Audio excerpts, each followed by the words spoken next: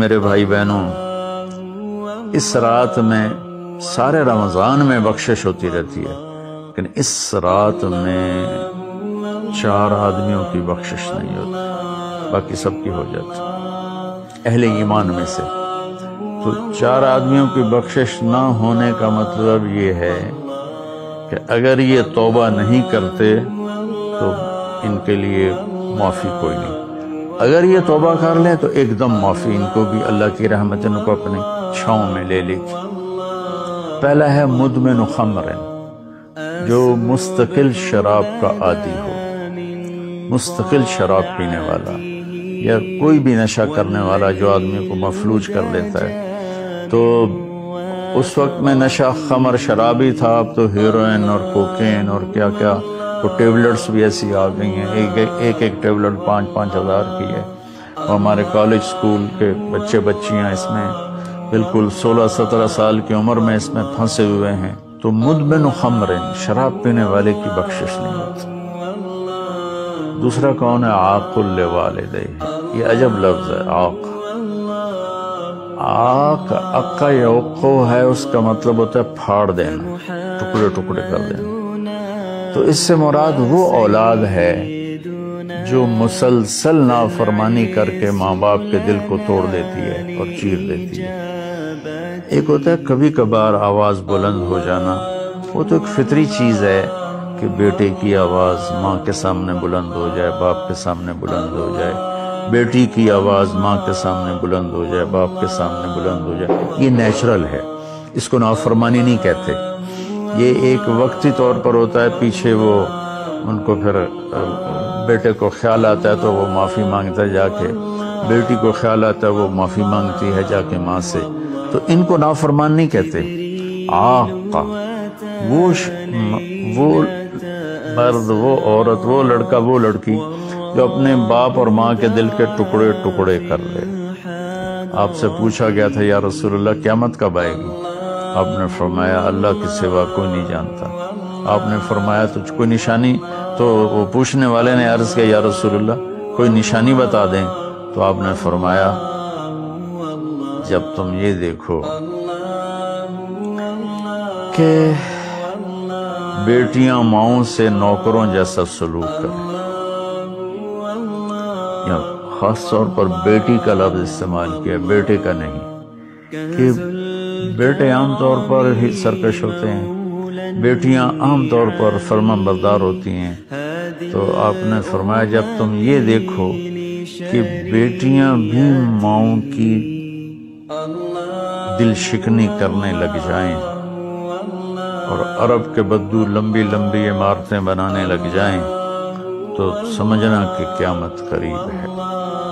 تو میں یہ بچیوں سے خاص طور پر کہتا ہوں کہ یہاں اللہ کے نبی نے بیٹوں کا ذکر نہیں کیا، بیٹیوں کا ذکر کیا ہے، کہ جب یہاں تک نوبت پہنچ جائے کہ بیٹیاں بھی ماؤں کے ساتھ نوکروں جیسا سلوک کریں تو پھر قیامت قریب ہے۔ تو یہ بہت کامن ہو چکا ہے ہمارے گھروں میں، کیونکہ اس موبائل نے اور یہ کمپیوٹر نے، انٹرنیٹ نے ہماری ساری زندگی اس کے اندر کھپا دی ہے۔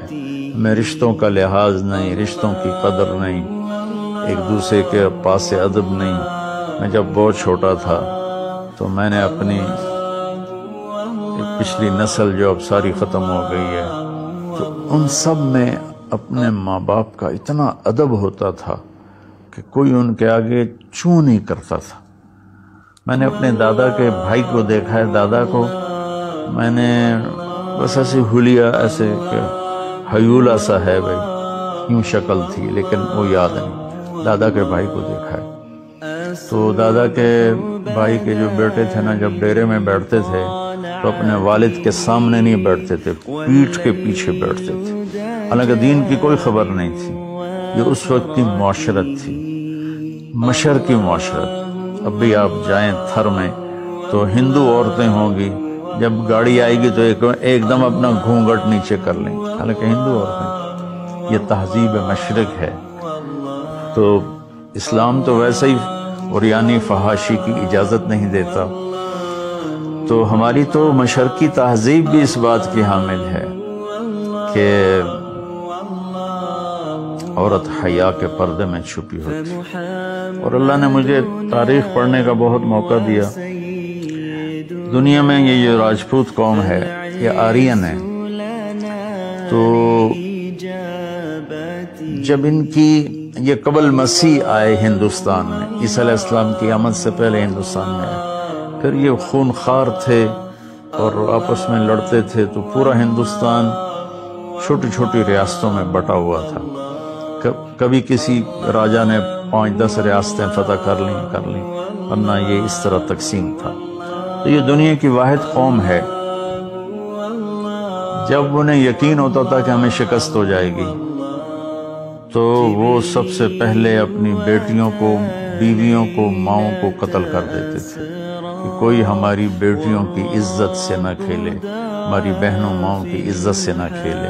پھر جا کر لڑتے تھے، اور عام طور پر جس کو شکست ہوتی تھی وہی ایسا کرتا تھا اور اپنی جان دے دیتے تھے. چھوٹا سا واقعہ سناتا ہوں کہ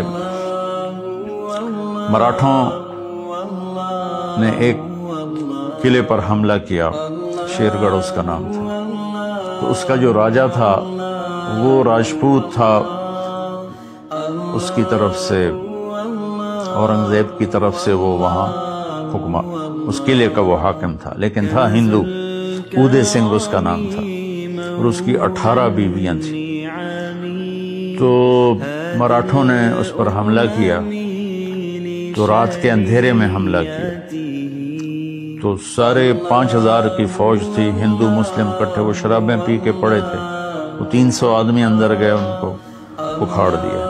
تو اودے سنگھ کو جب پتہ چلا کہ میدان ہاتھ سے نکل گئے تو اس نے اپنی 18 بیویوں کا سر قلم کر دیا اور پھر آ کے نیچے لڑا اور خود بھی مارا گیا. یہ ایک ثقافت تھی، تہذیب تھی. تو اب ہماری ساری وہ اختلط الحابل بالنابل، اچھا پانی اور گند گٹر کا پانی آپس میں مل گئے ہیں. تو ہماری تو آپ نے تہذیب دیکھنی ہو تو آپ یہ ادھر جا کر سندھ میں دیکھ لیں کس طرح عورتیں اپنے گھونگھٹ میں رہتی ہیں. تو میرے بیٹوں بیٹیوں، حیا بہت بڑی چیز ہے، بہت بڑی دولت ہے. چونکہ ہم قرآن نہیں پڑھے، اللہ کے نبی کو نہیں پڑھا، تو مختلف قسم کی چیزوں سے ہم متاثر ہو کر اپنا وجود بھی گم کر بیٹھے ہیں اور اپنی تہذیب بھی مار بیٹھے ہیں. تو دوسرا شخص جس کی بخشش نہیں وہ ہے جو ماں باپ کے دل کو ٹکڑے ٹکڑے کر دیتا ہے. تیسرا ہے قاطع رحم، جو رشتوں کی پرواہ نہیں کرتا، رشتوں کو توڑتا ہے، بدتمیزی کرتا ہے، گالی گلوچ کرتا ہے، کبھی بھائی سے لڑتا ہے، کبھی ماں سے لڑتا ہے، کبھی باپ سے، کبھی چچا سے، کبھی تایا سے. ماں اور باپ سے جتنے رشتے بنتے ہیں نا وہ ذوی الارحام کہلاتے ہیں. تو جو اپنے رشتوں کی قدر نہیں کرتا اور ان کو ذلیل کرتا ہے تو اس کی بھی بخشش نہیں ہوتی. چوتھا ہے الشاحن. شاحن کہتے ہیں جو دل میں بغض رکھے کسی کے لیے، دل میں کینہ رکھے کسی کے لیے، اس کی بھی بخشش نہیں ہوتی. تو دیکھو میں سب کے سامنے ہاتھ جوڑتا ہوں، اگر کوئی شراب کا عادی ہے توبہ کر لے، ابھی 21 کی رات نہیں آئی. اگر کوئی ماں باپ کو ناراض کر کے بیٹھا ہے تو ان کے پاؤں پکڑ کے راضی کر لے. کوئی رشتہ داروں سے لڑائیاں کرتا پھر رہا ہے تو صلح کر لے. کوئی کسی کے بارے میں دل میں کینہ رکھتا ہے، بغض رکھتا ہے، تو اپنے دل کو صاف کر لے. ان چاروں میں یہ آخری چیز بہت زیادہ پھیلی ہوئی ہے کہ ہمارے دل نفرتوں سے بھرے ہوئے ہیں. تو میرے بھائی بہنوں، اس رات میں اللہ تبارک و تعالی سب کی بخشش فرما دیتا ہے سوائے ان 4 آدمی. اور یہ بھی اگر توبہ کر لیں تو ان کی ساتھ ہی بخشش ہو جاتی ہے. تو اس میں ہمیں 21 کو بھی جاگنا چاہیے، 23 کو بھی، 25 کو بھی، 27 کو بھی، 29 کو بھی، کہ 5 راتیں، کوئی ایک رات تو ضرور ہوگی، باقی اصل علم تو میرے اللہ کے پاس ہے. تو اپنے دل کو بھائی بہنوں صاف کرو اور اس ایک رات میں 83 سال کا ثواب لے لو۔